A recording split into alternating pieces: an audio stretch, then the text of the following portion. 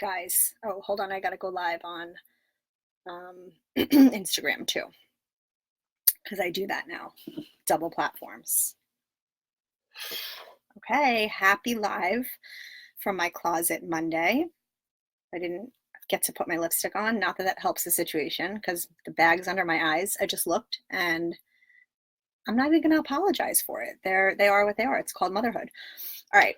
So tonight, our vent session and our topic of the day is going to be the same thing. It's going to be, hi, Dr. Locksmith. It's going to be, oh my God, you guys are already asking questions and I love it. Hi, guys. Hi, Jessica. Hi, Meredith. Meredith, the top of the dresser did get a little bit organized. We're going to go into that. All right. So the topic of the day that I put out there was what you do or what happens when your partner does not help carry the load of, hi, Granny on the grape. I'm just going to call you guys by your handle since I don't know who everyone is and what your first names are. Hi, Steph. All right. So I wanted to know what you guys do or what happens when your partner doesn't help with the kids or at home. I probably have very unpopular opinions about the whole thing, and I'm going to get into it. But I want to read you some of the responses I got. Some are funny, some are serious, and then I'll tell you how I feel, and I want you guys to chime in, whether it's personal experiences of what happens to you and how you handle it, or if you have a really good partner who does help you. But we're going to get on into all that. A lot of people did say their husband does a lot, but there were certain things like my husband does a lot, but he won't clean. It truly feels like having another kid in the house sometimes. I had this conversation with my husband the other day where, oh, look, he just joined. Hi, Jason Sobel, where I asked him, we were talking about the kids and how they just leave shit everywhere. And I said, oh, kind of like you leave your drink from dinner every single night in the same place and you don't get rid of it? And he was like, yeah. And I go, so am I supposed to clean that up? He goes, no, you tell me. That's the only way I'm going to learn. So there's all those old cliches, which I hate, about training dogs. Men and partners in general shouldn't be referred to as dogs unless they really are assholes, then call them dogs. But mine is not. Mine is not a dog. Mine is wonderful. He's just really messy sometimes. It's his flaw. Carol said, I have to say I'm very lucky because of work schedules. My husband did a shitload around the house and with the kids, including cooking, of course. It's very nice when you have someone who helps you. And I think that one of the things that I heard from a lot of people that I read was that if they were a stay-at-home mom, their husbands didn't feel like they had to help because they're at work all day. And I understand a man goes to work, he's out of the house, he's tired, he wants to come home. But in my world and in my house, you don't get to just check out because you worked all day. Because guess what? I worked all day too, taking care of your children.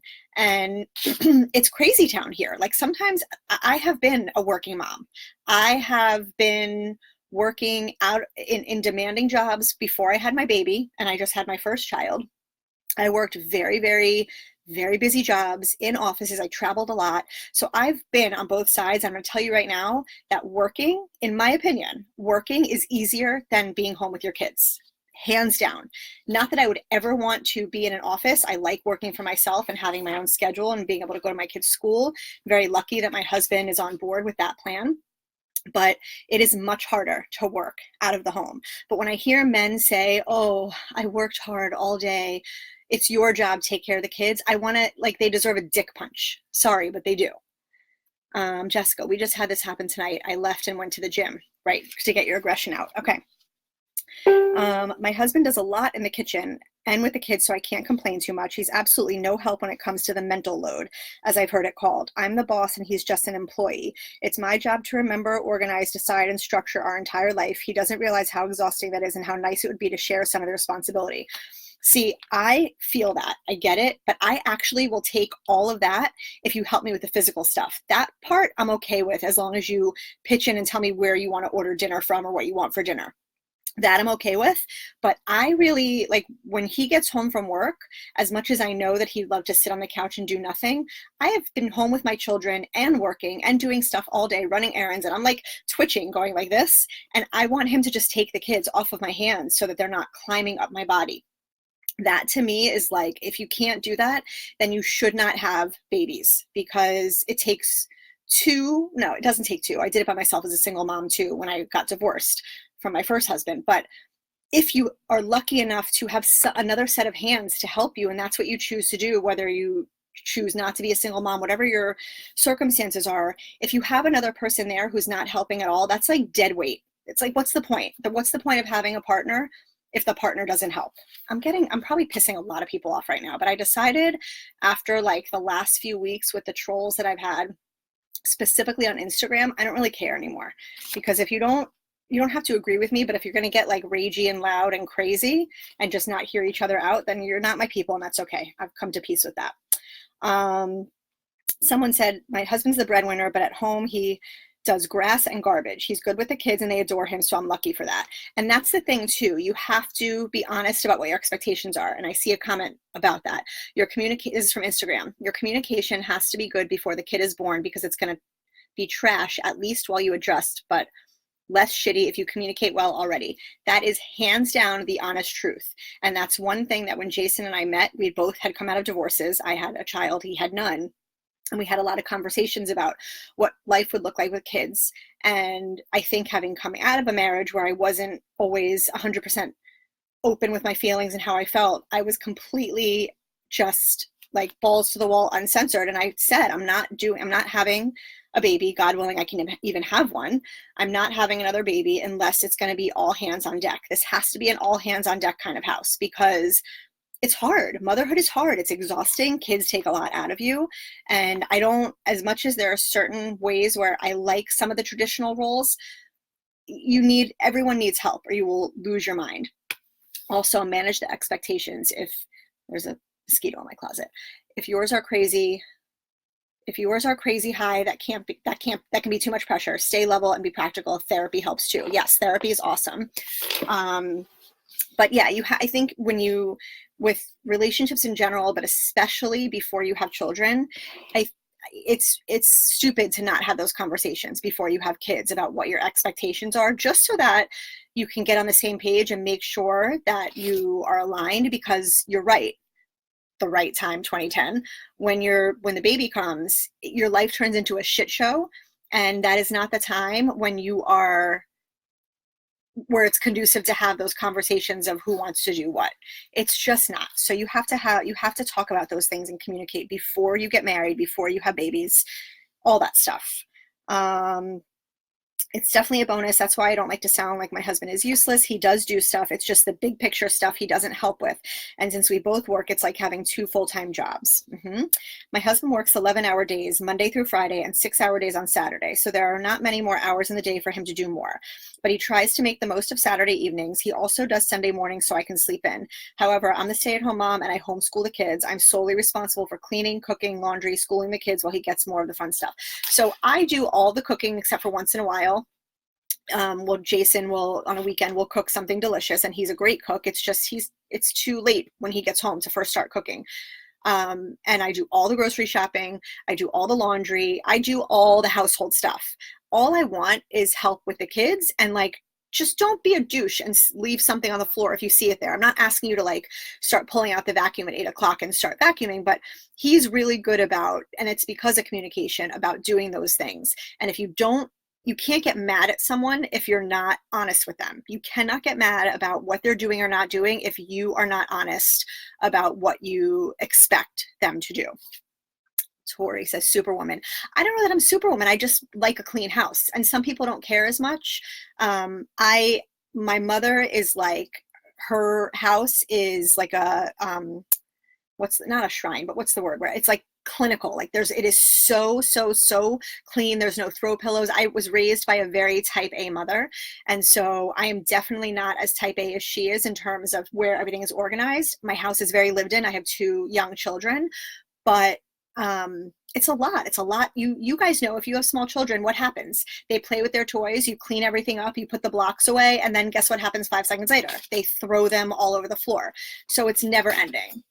That was so hard for me when dealing with PPA. So if you struggle with PPD, you have to work harder, just as you do for communication. Totally agree. And there are so many women who suffer from postpartum depression. Hey, yeah, I'm so sexy right now, Mom. Party of 2. There are so many women who deal with postpartum depression, and somebody who has not had a child or experienced what happens after childbirth.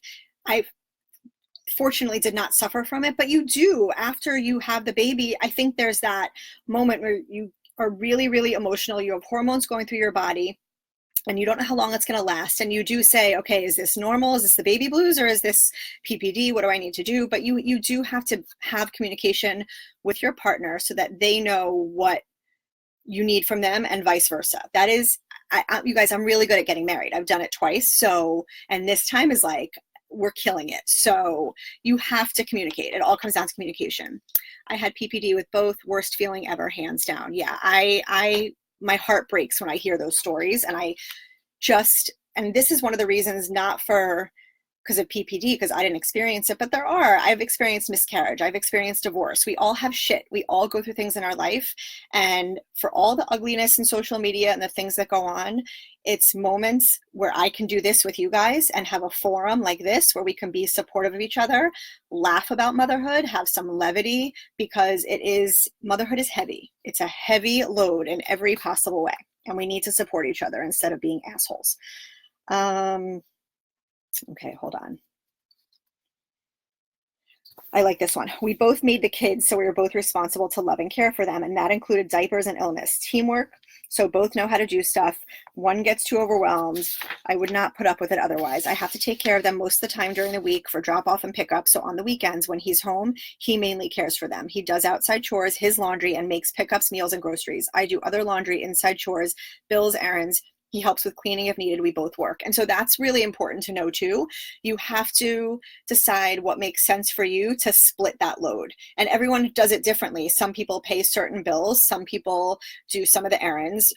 Jason on the weekends, because he knows that I get up in the mornings to do everything with the kids, from breakfast to changing them to take them to and from camp or school, whatever it is. He's very good about on the weekends getting up with the baby and trying to keep her out of the room so I can maybe get like 20 minutes, a half an hour more of sleep. Oh, I missed a bunch of comments. Hold on. They need to step up. Mom Party of Two says, that's a great analysis of motherhood. It's heavy. Fucking A right. My name is Heather. Oh, hi. Okay, Heather, I'm glad I know now. If I don't remember, then remind me. Always tell me, because I want to know your names. Grace doesn't have to be a scapegoat. So, and here's the thing too, is that whoever said, you both made the baby, whether you make the baby, you adopt the baby, IVF makes the baby, whatever it is, if you have parents in the house, 1, 2, or 10, everyone is responsible. It should not fall on one person. And going through a divorce, I would never wish that on anyone, but I do think you have to look at your relationship and make sure that you're getting what you need, and the other way around. Because if your kids are in a house where your relationship isn't working, whether you think they're noticing or not, they're noticing. And I say that not only having gone through a divorce, but I am a child of divorce. I was older. I was 22 when my parents got divorced. But to be among that tension and everything that you don't think is being seen because you're not speaking to each other, it is so horrible for kids to see that. So get your shit together. And if you can't get your shit together, have a discussion, go to therapy, whatever. Do what you need to do. All right. Okay, where do I start? Even though the last 2 weeks he's been amazing, only because I had surgery and can't do much. But normally I schedule appointments, take the kids, do the cooking, even when he's off and I work. Shuttle kids around, rearrange my schedule for sick days, take out garbage, clean up toys, take out garbage. I even make his doctor's appointments and fill out his vacation slips when he needs to be off. When I get extremely fed up, he says not everything has to be done on my timeline, and he will do stuff. He's good for a day and the cycle starts again, and he wonders why I'm tired. For extracurricular activities, she means sex, you guys. And I want to talk about that for a second. So men and women are very different when it comes to extracurricular activities. I think we're inspired by different things. I think for women, when my husband is a helper, and 99.9% of the time he is 100% helping. There's like we all have little cracks that we need help with, but that's the kind of stuff when he takes stuff off of my plate, or when he just knows what I need without me saying it, when he hears me losing my mind and he's like, what do you want me to pick up for dinner? All of those prompts, when those things happen, that to me, there's nothing more attractive than that. Like, yes, I love flowers. Yes, I love all the things that women love, but when my husband has my back and is doing things before I even have to ask, that is I guess that's my love language, right? Isn't that a thing? Love languages? I don't know. A marriage and a parenthood, unless a single parent, is a group effort. Group meaning more than one. There are good men out there. Preach. There are very good men out there. I think that, men and women both have their stereotypes and get a bad rep with certain things, but there are good partners out there. Okay. Let me get some more of these. Hold on. All right. So these were some of the ones from Instagram. Some of these are really funny. So my question on Instagram was, I asked, what do you do when your partner doesn't help? With the kids, with the house, whatever. These are some of the answers. I say nothing until I'm in a rage and then I threaten to light shit on fire. That is a solid strategy. Nobody wants their house to burn down. So if you want, obviously they know you're not serious unless you are, and that's a different situation. But I can get behind that. I'm now a single mom, so that's how I dealt with it. You guys, I can't even tell you, out of the dozens of responses within an hour that I got to this question, I can't count how many said that they divorced their husbands because of issues like this. I wish I'd been told your love language can change after kids. My engine wasn't revved the same way afterwards, and it's frustrating for both of us. That is such a good point. I think that before children, I know before children, it is so different. So different. Mel, I love that you're here to see it. Yes, I know you say it with love. We speak the same language. We would be friends in real life. Before you have kids, you just don't even know the gravity of having these tiny humans to take care of. And so everything is a little bit more carefree. Everything is. Date nights are, not having to worry about waking up hungover from having wine at dinner. All of those things are so different. And you like the traditional kinds of romance probably. And then after you have kids, you just fucking want help. You want help. You want someone to be present and there with you and your true partner. And that is better than any 5-star dinner and wine that you could ever have. Priorities change after a baby, so that makes sense. Yes, they do. Okay. I'm old school, also old. He works hard, so I don't mind. Lucky that I was able to stay home. So, and it's also a generational thing. My mom has a master's degree and taught until she met my dad. I wasn't even born yet. And then they had me, and she never went back to the classroom except to sub every once in a while when we were teenagers. So I know what it was like to have a stay-at-home mom, and she was a phenomenal stay-at-home mom. She did everything for all of us all the time. And I think now, generationally, there are so many of us that even if we're not working in an office setting, we are still working in a capacity for ourselves from home. And so that can get even trickier because there's no punching the clock 9 to 5. There are plenty of times where I don't even sit down to start writing until 9 o'clock at night and get a couple hours in because it's the only time I don't have a baby crawling on me, but I still have to get up in the morning and get the kids ready and do what I need to do. And so I think that there's such a shift in those old school values, and we've kind of changed. My generation, I think, has changed them a little, where there's still some tradition of cooking and taking care of the house and doing things like that, but we expect more of our partners. And my mom would have never been like that when she was married to my dad, ever, ever, ever. Okay. Pile all of his stuff up in the center of the living room or his chair, passive aggressive. I've tried that too, but then I end up with different piles everywhere. My husband is a piler. Damn, if you come up with a solution, let a girl know, because Lord knows mine doesn't. Also, I went on strike with his stuff only. He ran out of underwear. It was glorious. I've heard people doing that too. You want clean underwear, you want laundry, you want food in the refrigerator, then you help out. Unplug the router, problem solved. Savage. That is a savage strategy. Okay. Give options. Would you rather help with homework or do the dishes? And that's good too. That's actually a really good piece of advice. I think there are some partners out there who genuinely are willing to help, but they need a little bit of direction. So don't be shy. If you need help, whether it's getting the table ready for dinner, giving one of the kids a bath, just say, hey, babe, can you please put our daughter in the bath, or can you empty the dishwasher? Just kind of delegate a little bit. By the way, speaking of babe, I asked my toddler what her dad's name was today, and she said babe. So we're doing great over here. Mine is amazing. He cooks and shops and does the yard work, the very definition of a partner. That is awesome. won't offer, I have to ask, and then he will, but he usually complains. And that's the worst. The worst is when someone does something begrudgingly and then all you do is hear about it because you're never going to ask them again. It's not worth it. Options are great. Just because both of us have something we don't like, hubby and I have traded responsibility so that we can both be happier. That is a very good way to go about it. I flip my shit and then he helps. I do that too, a lot, not even purposely. Sometimes I'm done and I need a moment and he knows, and then he'll come over to me and go like this. Here. Cheers, guys. Okay. He helps with the kid a lot, not chores, so I'll forget to do his laundry or get his favorite foods. There's a lot of passive aggressive people.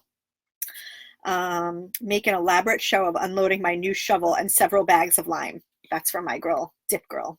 If you're a regular tuner inner, you know who Dip Girl is. She's awesome. She's one of my faves.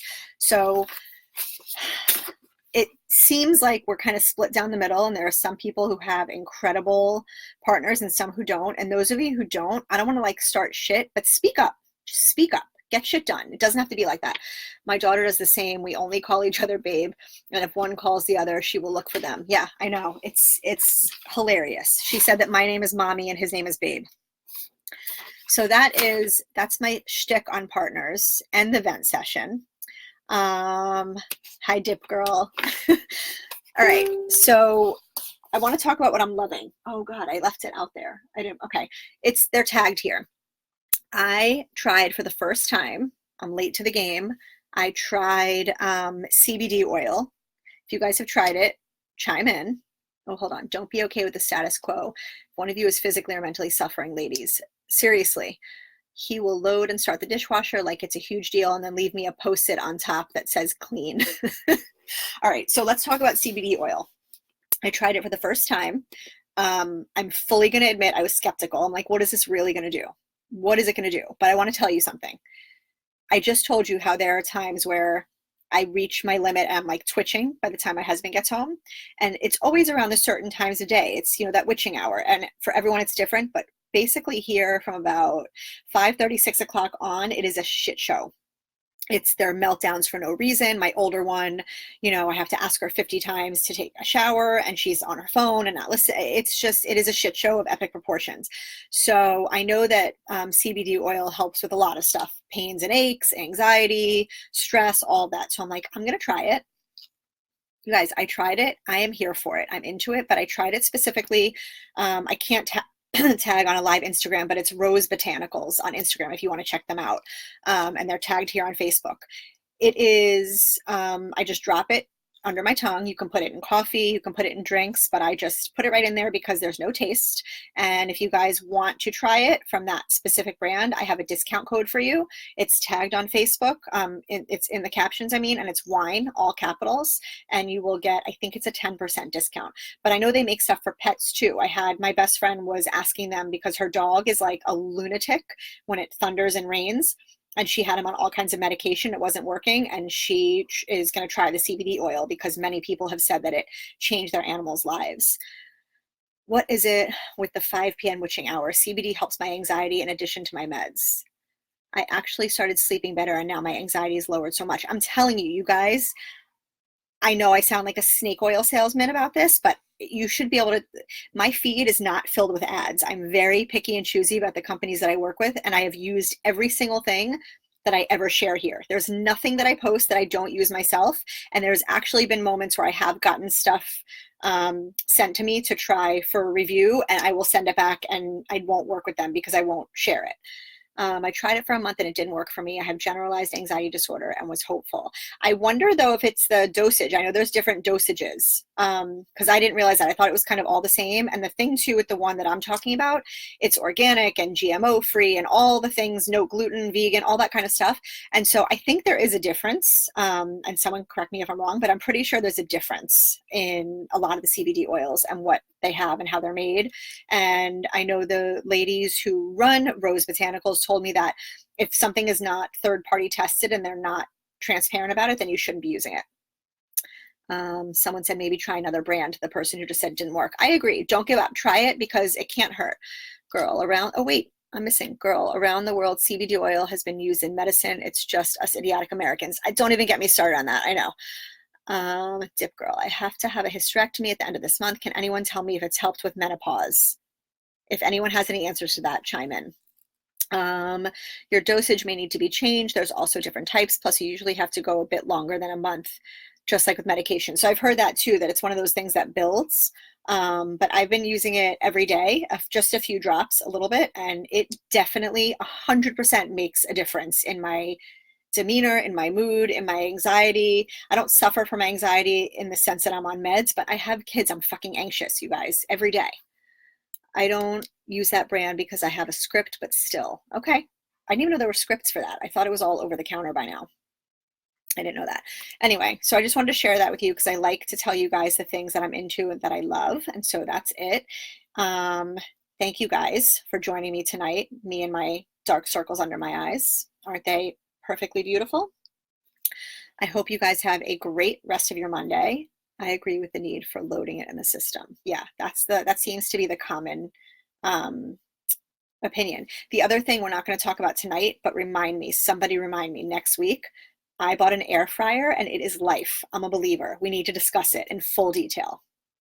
Everyone have a great rest of your week, and I will see everyone next week. And to those of you whose kids have now ended school and you've started camp, cheers to you. Here's to a calm summer. Mom party of two, cannabis for all. Preach, sister. Everyone have a great night. Bye.